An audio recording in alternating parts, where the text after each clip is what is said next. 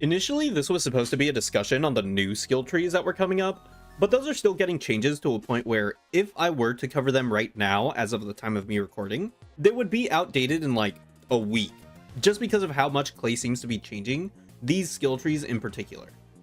Now though, we can start going through a general discussion on skill trees, and I want to cover the big talking points that I've seen people discuss when it comes to them.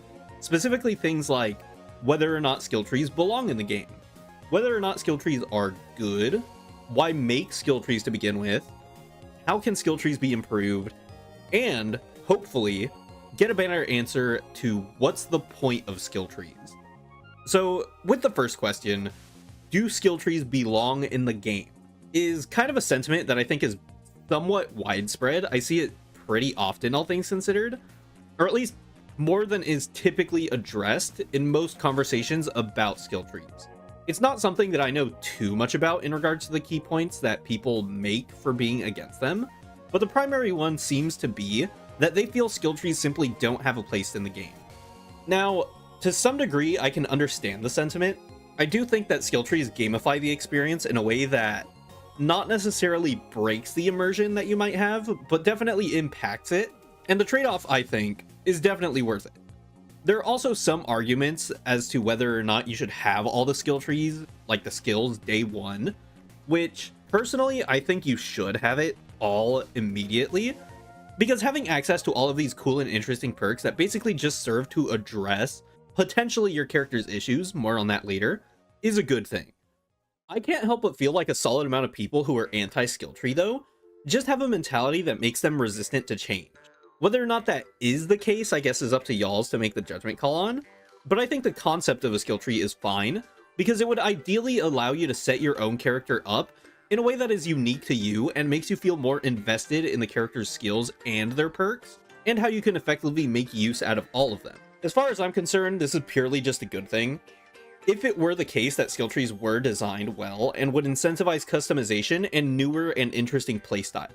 Though that is the main concern, and is a perfect chance to talk about whether or not these skill trees are good.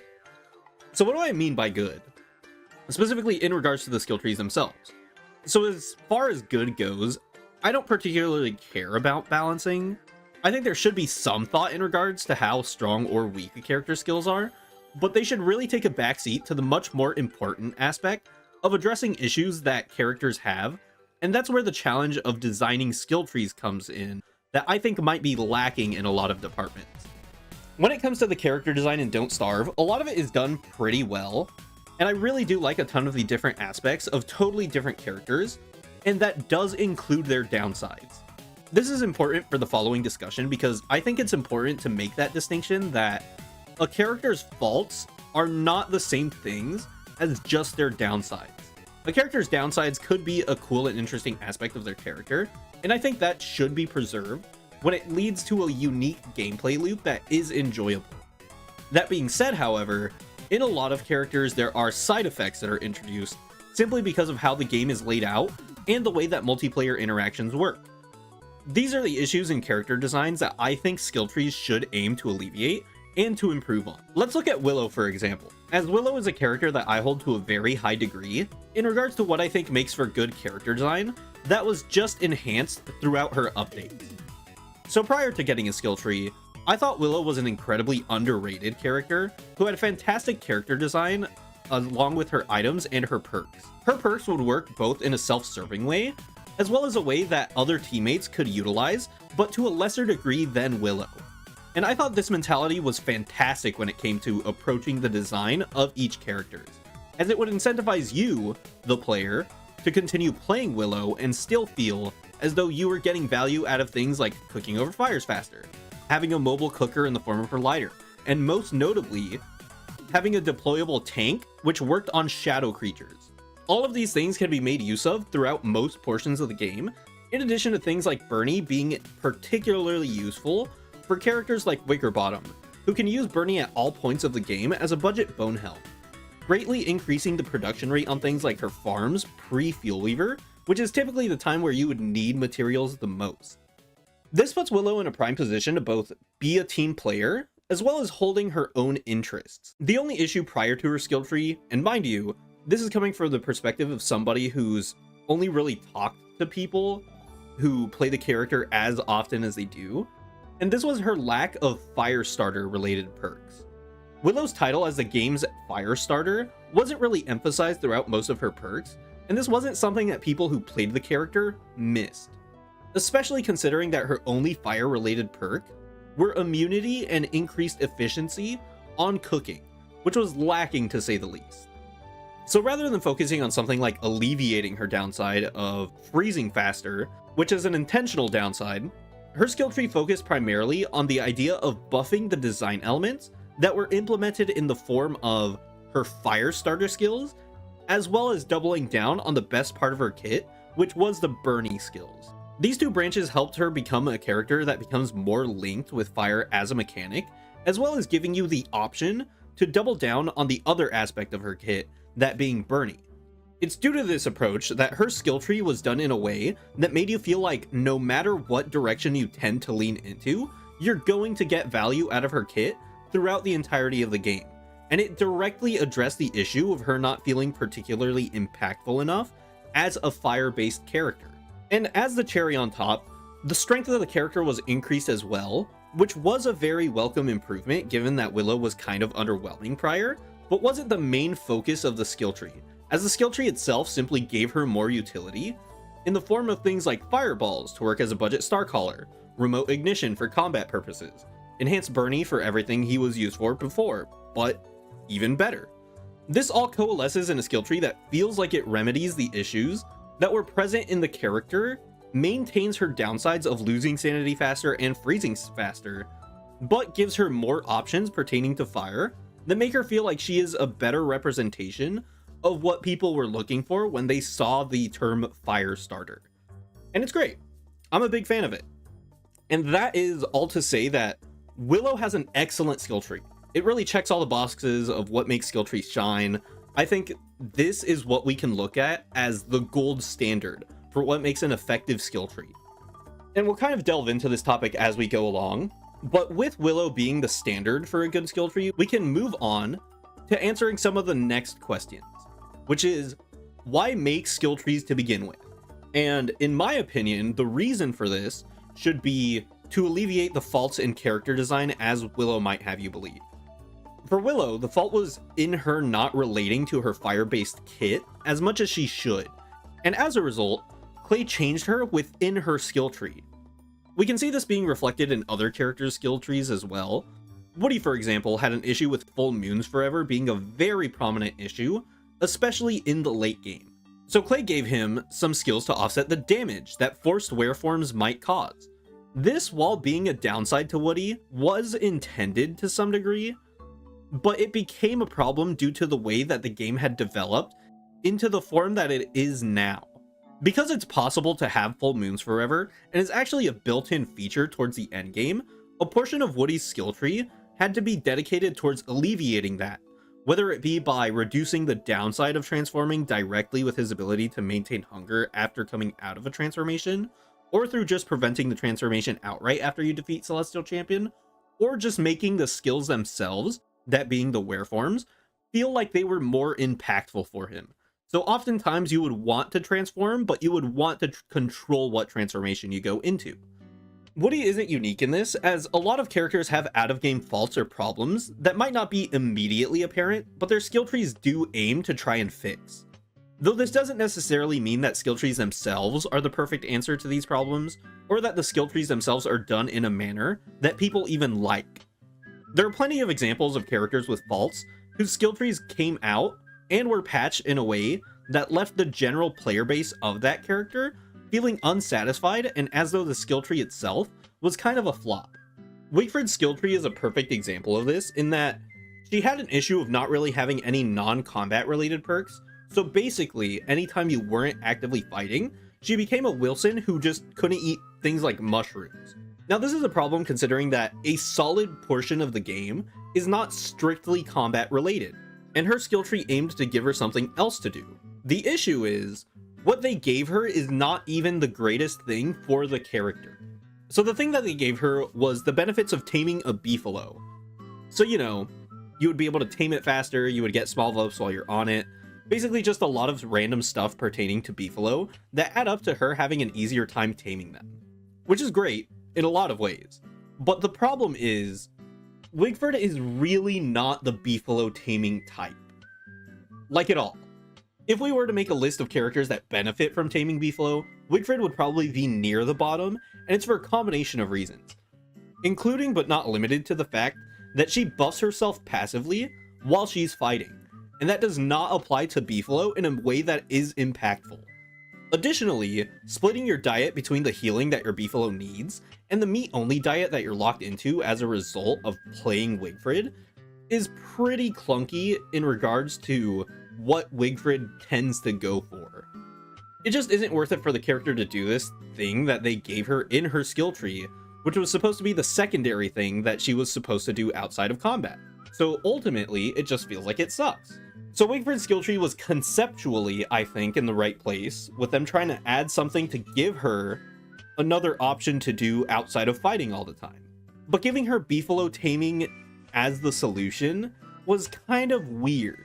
This is in stark contrast to Willow's skill tree, which just directly applied a lot more fire-related buffs in the form of her getting more control over it, in regards to her getting more benefits off of it, in regards to her getting more even team play out of it. All of these impacted the character in a way that addressed her core issue of not necessarily lining up with what her identity was supposed to be. This brings us pretty nicely into our next section, which is how can we improve these skill trees. Starting off with that Wigfrid bit, I think this is a problem that can be remedied through measuring community reception, specifically by asking what Wigfrid players think of the update during its developmental stages. When ideas are still up in the air for what people would like out of a certain character skill tree, and this mostly stems from the idea that Don't Starve characters are designed in an incredibly interesting manner, and the game itself has developed tons of strategies for each one. These different factors combined with a multiplayer experience, combined with a limited playtime, combined with a potential lack in perspective in regards to what the devs behind the updates think about the character, lead to me thinking that the best way to understand what the issues that the characters have is just by asking the people who have delved into all of these things. Because it's not immediately obvious that a character like Willow, for example, has an issue in her identity lacking enough Firestarter aspects, especially if you just have a passive understanding of the character, and as such, it takes the perspectives of people who have a deep understanding of and appreciation for the character to point out exactly what is wrong with them and what they think the best changes would be. Obviously, I don't think their word should be law, but I think the concept of showing what the game plan is, then asking whether or not the game plan is in line with what the purpose of the skill tree is, would benefit the character tremendously. I don't think it's necessarily a realistic expectation for Clay to understand what it is that the general character's player base wants out of their character, and have as much of an understanding on what those characters tend to play like and play as part of a group of, because it just takes a lot of insight on player interaction to know how all that stuff works and how they operate with one another. Now, that being said, credit where credit is due. Clay definitely isn't the most closed off company, especially whenever it comes to taking feedback, but it often feels like the places where they draw this feedback from oftentimes are just the echo chambers of the Clay forums. Now, these forums aren't the greatest place for discussions, in my opinion, simply due to the way that it's structured, amongst other things. These open forums tend to be a difficult place to ask questions about different variables, like whether they play with other people, what their preferred playstyle is, and other factors like that, which leads to a more warped perspectives and arbitrary disagreements on what would benefit the character. Generally, I think that the best insight that can be gained in regards to what a character needs is from the people who play the character in a variety of situations, whether it be from people who play the game by rushing objectives, those who prefer to play it slowly, or even just those who play with other people. And these perspectives are best gotten from the people who interact with the community often enough and talk to the people who play those characters or just outright play the characters themselves. It's not immediately apparent as to where you can find these small groups, but it's something that exists within the community that you can deduce, which is why I think that Clay needs to listen to those people within the community and not just the Clay forums. So I guess what I'm trying to say is that Clay just needs to broaden their perspectives. Like, the forums are probably their most convenient place in order to get feedback, but that misses the interactions happening in things like Discord servers, where, you know, I personally think that people are more likely to play with one another simply due to the nature of the app. Streams are also a great place to learn what those who are incredibly experienced in the game think about the changes and the updates, but might themselves be skewed towards the more experienced and dedicated player side, so definitely aren't specifically what things should be balanced around. The list goes on in regards to different platforms catering towards different playstyles and different behaviors, but each one carries its own form of valuable insight and advice that Clay should try to pull from. Just as an aside, there's a very good video made by Lardy, which covers Walter's skill tree specifically and his thoughts on it, and it definitely provides a lot of insight into the character and what a Walter player thinks about it. Definitely go check it out, but at the same time, this kind of does make me want to reiterate a point, which is that Lardy is definitely not the average player. So a lot of the points that he makes are things that wouldn't really be applicable to the newer or more casual Don't Starve player, but nevertheless, I think it's valuable insight that has a lot of value in regards to how you could potentially use it to decide what direction to take Walter's skill tree. Now, that's what I have to say about the feedback in particular, but what are some design trends in skill trees that I think should be changed in order to improve them? And starting off with this, we could go back to the Winona update. And I hope you guys do appreciate how much restraint it took, by the way, to bring it up so late into the video. But Winona's skill tree is important in regards to her last couple of skill tree perks, which I think are indicative of a larger problem that tons of different skill trees have, which is that some skills simply aren't accessible within a reasonable time frame. The skills I'm talking about in particular are those relating to Pure Brilliance and Enlightened Shards, two items that are simply unavailable until Moonstorms at the very earliest. These, as far as skill tree design goes, I think just suck. What these skills incentivize from the moment you load into a world is to just outright ignore them. If you're choosing your skill tree, you simply do not put points into them because they are completely useless to you, since you have no way to obtain these items, and as such, you are better off putting those points into something that is immediately available, and even slightly more useful than the alternatives, which are skills that serve no purpose until after you can get those items. And that just sucks.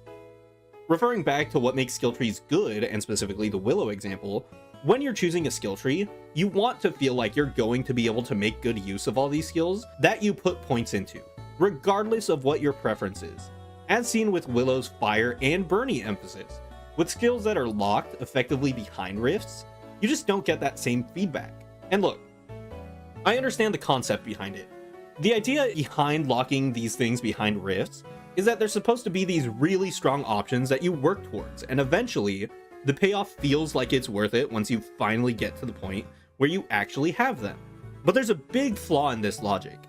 Clay just wants me to invest into skills that would be useful in the future, while I could instead just come back to them eventually. Like, I could always just put points into different skills that don't require me to reach a certain point, then later, I can respec into those skills using the Celestial Portal to get the skills. Using the Celestial Portal in order to re-change my skill tree. Mind you, I don't think this is the problem with the idea of respecing into a different skill tree. I think that being able to respec out of a skill tree that you might have wanted to at least try out, but ultimately didn't end up liking, into one that you would prefer is a great thing. The issue is that Clay is asking me to invest in something that I don't have access to and also don't have to invest at all in. This is a problem not just within Winona's skill tree, but in a couple of other skill trees, such as Wigfrid's, whose spear upgrade skill is similarly locked behind Moonstorms, and Wolfgang's, which just has a huge chunk of skills locked behind planar damage and therefore the rifts. And in Walter's skill tree, spoilers for Walter's skill tree, by the way, fast forward 10 seconds if you don't want spoilers, he has things like Brightshade, Dreadstone, and Ichor ammos, all of which are just locked behind rifts. And still, you can just ignore all of these and then you just change into them later instead of investing the points into them the moment you load into a world. And the fact that this problem is only present in certain characters is also something that's concerning to me as far as future design philosophy goes. Willow, for example, does not really have this problem, as the things that you use for her Biden Blast and the Burnies aren't tied to any late game item, which just feels like an arbitrary double standard when it comes to which skills do and don't require endgame content. These issues can be resolved pretty easily, all things considered. The problem is that the skills are inaccessible from a reasonable point in the game's progression, but requires effort in order to get to. I say that this can be remedied by replacing the items that are required to use these skills, and the item in particular that I would propose is the Iridescent Gem. Iridescent Gems could be a replacement for things like Pure Brilliance, the Contain Static, and so on, and I've brought up this idea before in a couple different discussions, and there are problems that come to mind that people do bring up, but I'm hoping to be able to ease and dispel some concerns and problems that might arise because of it. So the immediate problem that people have with this suggestion is the idea that people will go into the archives and steal the iridescent gems that are there, which personally I find to be a flawed line of logic. The idea that people will go into the server and steal whatever important thing is nothing that's really new.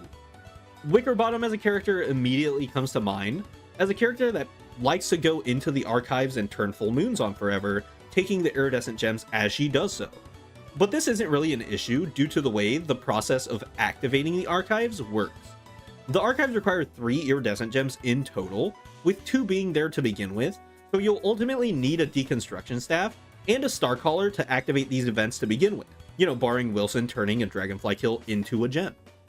So in most situations, Wickerbottom taking the gems in the archives or a book simply costs more charges on a deconstruction staff at the end of the day. And the exact same process could be argued for things like character-specific items, like Winona's Generator or the Charged Eldling Spear, where by the time you need to use the archives to start the event, you've gotten value out of the tools that you use the iridescent gems for.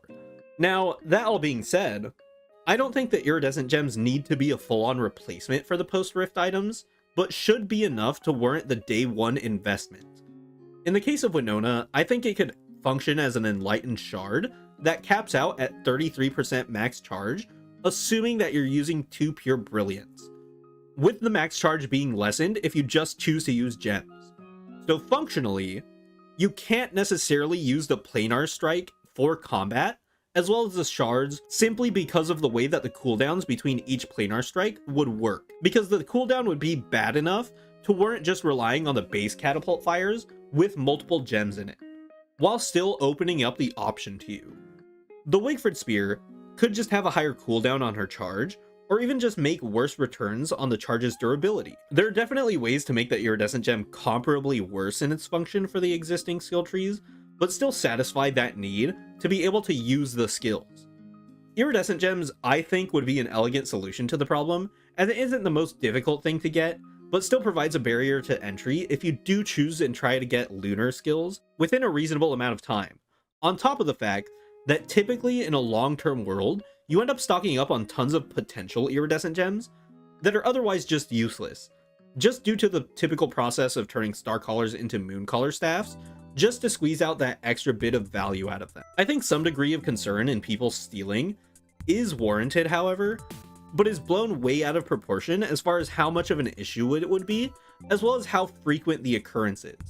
A lot of the times, people who understand that there are iridescent gems in the archives are careful not to just waste them or log off with them, and tend to be pretty efficient in what they use them for, so I don't think that would necessarily change if more characters were able to use them for something. There's also a classification of skills that I'm gonna dub swap skills that are odd in how they function, as skills tied to the existence of structures, specifically things like Wirt's Merm King quests buffing all Merms regardless of whether or not you have the skills after activating them, Winona's structures having their buffs applied at the time of you placing them, and even Wigford's Beefalo having the battle saddle, even if you don't have the skill for it. The list goes on, but all of these share the same issue of being swap skills, where after you place them down, there's not really a reason to keep them equipped, because you are simply going to keep having those benefits as long as the item or the structure does not stop existing. These have the same issues as the existence of swap characters, where Clay just needs to give more incentive to keep the skills themselves. Though, while the answer for swap characters may not be to just limit the abilities to only the character, Skill trees, I think, are different enough to where you should probably have to have the points invested in order to benefit from them. Skill trees are ideally designed around all your skills feeling valuable, and as such, I do think that you should have to choose between them in order to get a build that you really like. You're still benefiting from the character's perks themselves after all, so missing out on some of the skills isn't the end of the world, especially if the skills that you do invest in feel valuable in and of themselves. I really can't reiterate that idea enough, that skills really should feel as though you are getting value out of each one that you choose throughout the playthrough. But it just kind of isn't the case because of how some skills are being designed. Now this all sort of works under the premise that these skills are meant to benefit the character and resolve some of their core issues, or at the very least, alleviate them. But is this approach the one that Clay is taking? I've talked to a lot of people, and I don't know if everyone necessarily agrees with what these are meant to do.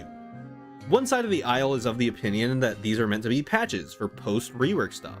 That being, if Clay didn't like the design of the characters, or at least how they were perceived by the community, then these skill trees are an opportunity to adjust them and put them in a place that Clay feels a bit happier about. This is supported by skill trees like Willow's, whose buffs are mostly focused around putting her in a better position. On the other side, some think that these skill trees are meant to work as a balance patch in regards to how the characters themselves operate in a planar / post-celestial / post-Steelweaver world, which is supported through skill trees like Wolfgang's, whose buffs are primarily focused around buffing his damage modifier that didn't work with planar. Both of these kind of have the same merit to them, with one group having tons of evidence to support their claims, while the other has just as valid evidence to support theirs. And it isn't immediately apparent if Clay is leaning on one way or the other. There are, however, some interesting claims that Clay's team has made on the forums that might sway you towards one side or the other depending on how you interpret it. And it kind of leads into a bigger discussion in and of itself. So one of the developers, Jason, posted in the forums in regards to a Wendy thread about how there is room for some of these skills to improve with feedback for sure. They're probably tuned a little low. The reason for that is Wendy is quite strong already. Winona, for example, got a lot of crazy stuff because she wasn't a strong character to begin with. That should be kept in mind for all skill trees, really. This is the first bit of information that I've seen in regards to Clay directly considering balance when it comes to these skill trees in particular, and what their perspectives are. This was posted around the time that the new skill trees were coming out, and was directly talking about Wendy's skill tree and how they were a bit on the weaker side. And from this post, we really only learn that Clay considers Wendy to be a stronger character, and Winona to be a weaker character. And I really wanted to bring this up to say that I really don't know what Clay considers to be a strong or weak character. See, Winona as a character is comparable to Wendy in regards to what they do. Where Wendy shreds through large amounts of small enemies, Winona can do the same thing, while also requiring a lot more setup for a theoretical, larger payoff. Now in the short term, this definitely makes Wendy a stronger character just due to how easily accessible Abigail is. But in the long term, Abigail feels like a bit of a relic in regards to how helpful she is, especially if you directly compare her and Winona side by side. Where once Winona actually goes through the hassle of setting up her farms, the fact that they can be operated by anyone really makes a difference in regards to how efficient they become. The reason why this matters is because this kind of makes it seem like Clay balances only around the early game, where a character with instant access to their kit is the strongest. If this is the case, I think this is pretty flawed in regards to the outlook of character balance. Characters who are often regarded as some of the strongest characters don't easily have access to other tools that make them as strong as they are. Wickerbottom is a prime example of this, where she doesn't have access to all her tools from day one, but the tools that she gets are incredibly strong. By extension, Maxwell, as a character who doesn't immediately have access to Wickerbottom stuff, is substantially weaker than he is in the late game. But maybe strong doesn't necessarily mean who can do what. Maybe strong means who can get to what the fastest. And maybe it's a matter of who can get to the stuff that makes them good the fastest. Wolfgang's rework was fairly underwhelming, and he is the speedrun character after all. But then what's the point of Winona's skill tree? Winona was, by Clay's own metric, confirmed to be a weaker character, but a solid portion of her tools take a lot of prep time, and her skill tree didn't really do much to alleviate on that. In addition to them giving her skills that are locked behind endgame content. Certainly not the skills that you would give someone if your focus was in the early game or how quickly they could get to the late game. So I don't think that it's Clay balancing around who can get there the fastest. And the issue with trying to pin down exactly what Clay thinks is weak or what's strong or what needs changes, and by extension what the purpose of skill trees are to begin with, feels like it's almost completely arbitrary and done on a character by character basis, but in a manner that is not consistent at all with characters who share similar issues. Willow, for example, was a character who was lacking an identity for the most part, and Winona could be argued was in a similar camp. The resolution for both of these would have been to look at what they were designed to be and give them new tools that fit closer in line with that. But Willow, a character who was just underwhelming throughout the game, got buffed in a manner that made her feel more appealing throughout the game. Winona, on the other hand, was a character who was underwhelming throughout the initial stages of the game, but later became better, and rather than address the issue of her being underwhelming in the initial stages of the game, Clay chose to double down and make her underwhelming in the initial stages, with her payoff being primarily focused around the later stages, as seen in things like her planar strikes and her structures being as expensive as they are. All that is to say, Winona is a character who struggles in the early game, but gets stronger as she goes on, in comparison to Willow, who just gets to do everything basically from day one. If we want to muddy the waters even further, we have to take into account favoritism. See, certain characters are generally more liked than others in regards to the general player base, and as such, their skill trees come under more scrutiny than a character who doesn't get that same amount of attention. Wendy is the perfect example, where at the time of me recording this, her skill tree has undergone tons of changes, and the forums are exploding in regards to what their opinions are, with the forums being the place that Clay pays particular attention to. This immense amount of, let's call it feedback, basically forces Clay's hand to adjust the character in a way that will please the player base. And this is all fine and dandy in concept, but the issue is, there are still 2 whole characters in the skill tree update that have comparatively been neglected. This is simply because the other characters in the skill tree are not as popular as Wendy, who is easily and by far the most popular character in this game. And this sort of problem of the outcry for one character in these updates to be addressed substantially more than the others due to popularity isn't unique to Wendy, Wartox, and Walter.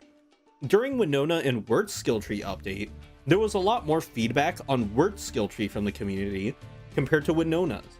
And it's because Winona is not nearly as popular as Wirt, with Winona being one of the least popular characters, that this popularity imbalance can, and seems to have, resulted in characters potentially not getting the attention that their skill trees would warrant, just due to the other characters' player base being louder, so to speak. This just adds another random variable in regards to how Clay handles skill trees overall. These factors make it incredibly difficult to pin down exactly what Clay balances around and who they balance for, to a point where I just don't know what their idea of balance is because of all the contradictions in their designs. Unfortunately, it's for these reasons that I can't really answer what's the point of skill trees in any meaningful way. All I can really do is try to bring up the different skill trees and compare and analyze them.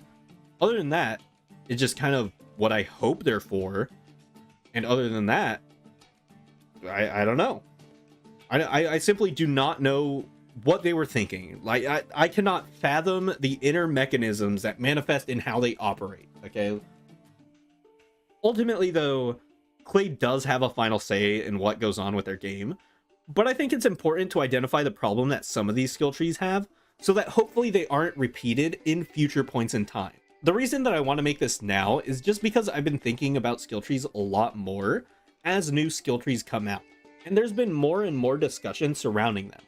But I never really see anybody post anything about the discussions surrounding the skill tree design philosophy itself, So I just wanted to take this opportunity to discuss my problems with them, as well as potential solutions to these issues, as well as what I hope skill trees are in the future.